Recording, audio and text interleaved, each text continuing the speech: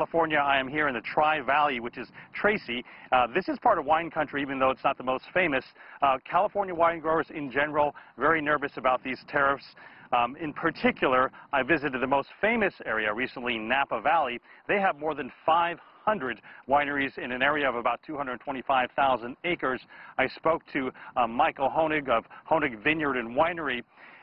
Napa Valley is an interesting case because they produce just about only 4% of the volume of California wine, yet they're responsible for about a third of the value. So they're very high-priced wine already, and they have been making inroads into China. For example, Hoenig Winery was one of the first 10 years ago to first start exploring the market, and they felt they had made a lot of progress. But now those tariffs hit, and they are worried about that price and the competition that continues to compete in the China market while they get locked out. Here's what Michael Hoenig had to say.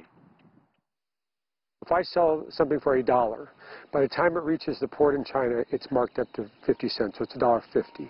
The new price then would go to $1.65.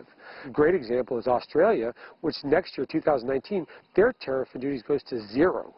So we're trying to compete not only with other California producers, but wineries from around the world. China would actually be fifth, as a total of $82 million in sales in 2016. Now, Michael Hoenig said about 3 to 4% of his wine production actually ends up in China, but Napa Valley only exports about 10% of the growers only exports. So not that many export, but it's sort of about, it's more about expanding their name for the future.